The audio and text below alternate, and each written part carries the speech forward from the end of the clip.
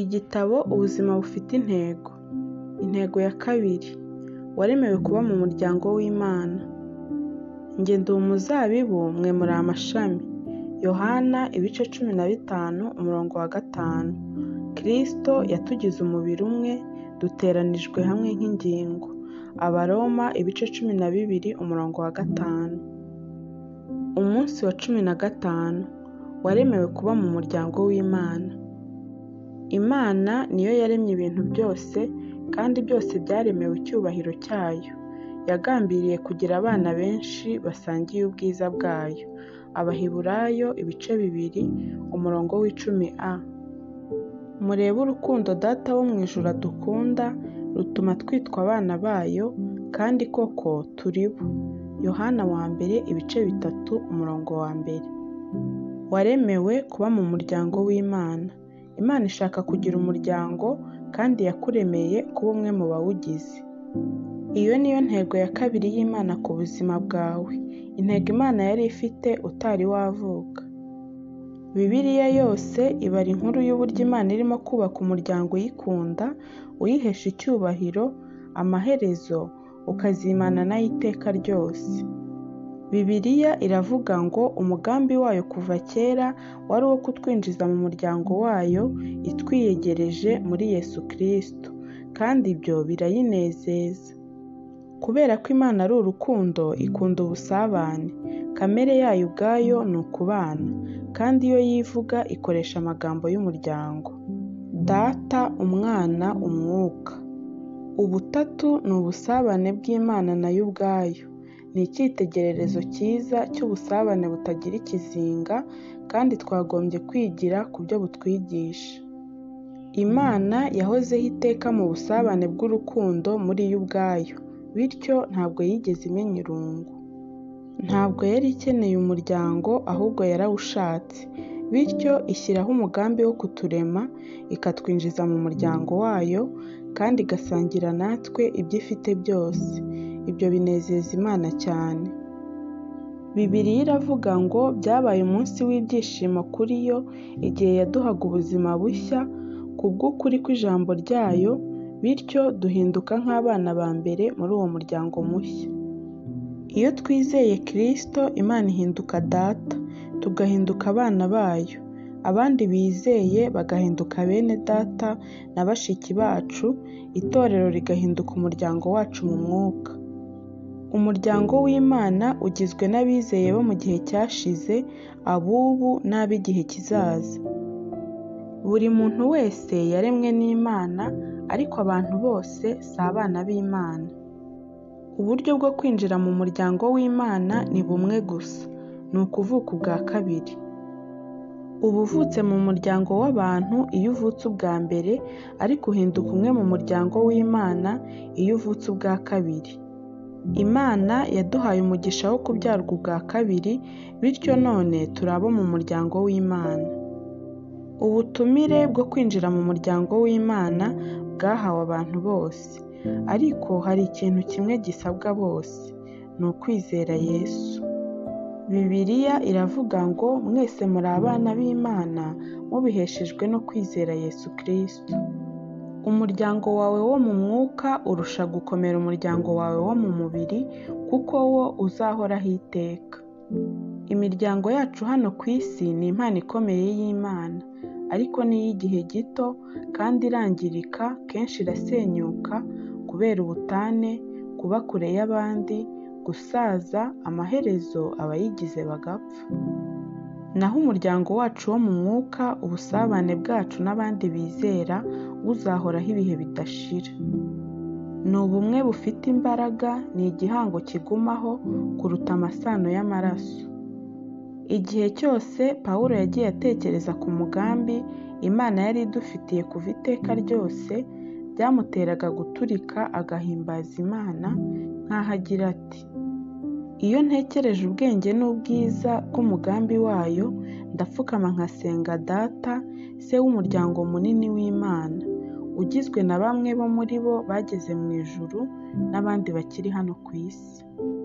Ibyiza byo kuba mu muryango w'Imana: umunsi wavutseho mu muryango w'Imana mu buryo bw'umwuka, wahawe impano nziza zitangaje. Izina ry'umuryango, gusa n'abandi usanze mu muryango, imigisha yose y'umuryango, ubusabane bw'uwo muryango n'umurage w'uwo muryango. Bibiliya iravuga ngo ubwo uri umwana uri n'umuragwa w'ibyo ifite byose. Isezerano rishya rivuga cyane ku bwiza bw'umurage wacu. Riratubwira ngo Imana yanjye izabamara ubukene bwanyu bwose nk'uko ubutunzi bw'ubwiza bwayo buri muri Kristo. Nk'abana b'Imana duhabwa umurage ku butunzi bw'umuryango.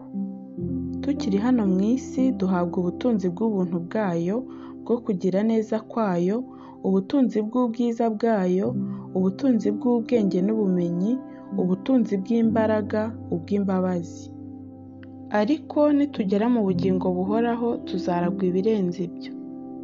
Pawulo yaravuze ngo nshaka ko mumenya ubutunzi n'ubwiza bw'umurage yageneye abantu bayo.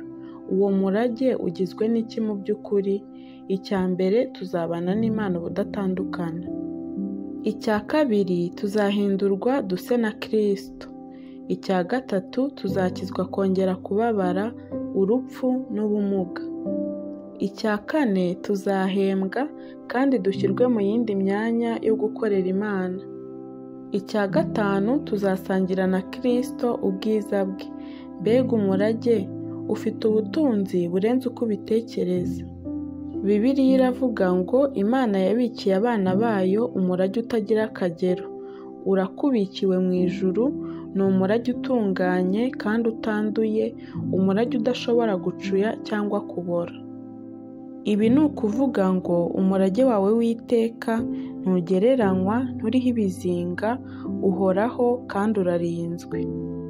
Ntawe ushobora kuwukunyaga, ntusenyuka iyo intambara zibaye, ntuhomba iyo ubukungu bwifashe nabi, cyangwa ngo wangirike iyo haje icyago icyo ari cyo cyose. Uyu murage w'iteka ni wo wagombye gutumbira, akaba ari wo ukorera aho gukorera ikiruhuko cy'izabukuru. Pawulo yaravuze ngo ibyo mukora byose mubikore mubikuye ku mutima, nk'abakorera shobuja mukuru badakorera abantu, kuko muzi yuko muzagororerwa nawe muhawe wa murage. Ikiruhuko cy'izabukuru ni intego itakugeza kure cyane. Wagombye kubaho utumbiriye ubuzima bw'iteka. Umubatizo, gushushanywa n'umuryango w'Imana. Imiryango imeze neza igira ishema ryayo, abayivukamo ntibagira isoni zo kwitwa abana bayo. Ikibabaje, nahuye n'abizera benshi batigeze bashaka kugaragaza mu ruhame ko ari abana b'umuryango wo mu mwuka nk'uko Umwami Yesu yabitegetse ngo babatizwe. Kubatizwa ntabwo ari umuhango umuntu akora abishatse, umuhango ushobora gutinza cyangwa ukawihorera. Ni wo werekana ko winjiye mu muryango w'abana b'Imana. Ni uburyo bwo kubwira isi yose ngo simfite isoni zo kuba uwo mu muryango w'Imana. Ese wowe wigeze ubatizwa?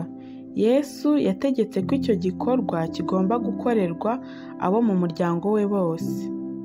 Yasize adutegetse ngo mugende muhindure abantu bo mu mahanga yose abigishwa, mubabatize mu izina rya Data wa twese n'Umwana n'Umwuka wera.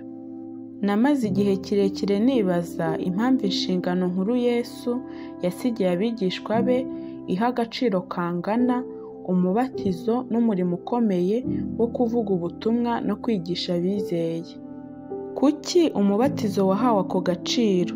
Nyuma nza gusobanukirwa ko ari uko ari wo ushushanya intego ya kabiri Imana ifite ku buzima bwawe: kwinjira mu busabane bw'umuryango uhoraho w'Imana. Umubatizo uvuga byinshi. Umubatizo wawe ni ubuhamya bwo kwizera kwawe, ugushushanya no gupfa no kuzuka kwa Kristo. Ushushanya ko wapfuye ku buzima bwa kera kandi ugatangaza ubuzima bwawe bushya muri Kristo. Ni igihe kandi cyo kwishimira ko winjiye mu muryango w'Imana. Umubatizo wawe wo ku mubiri ni igishushanyo cy'ibyakubayeho mu mwuka. Ushushanya ibyo Imana yagukoreye ubwo yakwinjizaga mu muryango wayo. Bamwe muri twe ni Abayuda, abandi ni abanyamahanga, bamwe ni imbata, abandi ni ab'umudendezo, ariko twese twabatirijwe kuba umubiri umwe kandi twese twujujwe umwuka umwe. Umubatizo ntabwo ari wo ukugira umwana mu muryango w'Imana. Ibyo bizanwa no kwizera Kristo gusa. Umubatizo ugaragaza ko uri umwe mu muryango w'Imana. Nk'uko twambara impeta iyo twashyingiwe, umubatizo ni ikimenyetso kigaragara inyuma cy'isezerano ryo mu mutima. Ni igikorwa kikwinjiza mu muryango, ntabwo rero ari ikintu ushobora gutinza kugeza igihe uzabera mukuru mu by'umwuka. Icyo ugomba kuzuza Bibiliya isaba ni ukuba wizeye. Mu isezerano rishya abantu bamaraga kwizera bagahita babatizwa. Ku munsi wa Pantekote abantu 3,000 bahise babatizwa uwo munsi bizeye Kristo. Ahandi umutegetsi umwe w'Umunyetiyopiya yabatirijwe aho yizereye, na Pawulo na Sila babatije umuyobozi wa gereza y'i Filipi n'umuryango we mu gicuku. Mu isezerano rishya ntaho tubona abantu basubika umubatizo. Niba kugeza ubu utari wabatizwa ngo ugaragaze ko wizeye Kristo, ubikore vuba udatinze nk'uko Yesu yabitegetse. Umugisha uhebuje mu buzima. Bibiliya iravuga ngo Yesu n'abantu yejeje bari mu muryango umwe. Niyo mpamvu atagira isoni zo kubita barumuna be na bashiki be. Ureke iryo hame rikwinjire mu mutima rigere ku ndiba. Uri uwo mu muryango w'Imana, kandi kubera ko Yesu akweza, Imana irakwishimira. Amagambo Yesu yavuze arasobanutse. Yesu arambura ukuboko agutunga abigishwa be ati, dore mama na bene data. Umuntu wese ukora ibyo data wo mu ijuru ashaka niwe mwene data, niwe mushiki wanjye, niwe mama. Kwitwa uwo mu muryango w'Imana nicyo cyubahiro cy'isumbwe, niwo mugisha uhebuje ushobora kubona mu buzima. Nta kintu na kimwe wabigereranya. Igihe cyose uzumva udafite akamaro, udakunzwe, udafite umutuzo muri wowe, ujye wibuka umuryango ubarizwamo. Umunsi wa 15. Gutekereza ku ntego y'ubuzima bwanjye. Ingingo yo kuzirikana. Naremewe kuba mu muryango w'Imana. Umurongo wo gufata mu mutwe. Umugambi wayo kuva kera wari uwo kutwinjiza mu muryango wayo itwiyegereje muri Yesu Kristo. Abefeso 1:5a. Ikibazo cyo gutekerezaho. Nakora nte ngo ntangire gufata abandi bizera nk'abavandimwe bo mu muryango wanjye?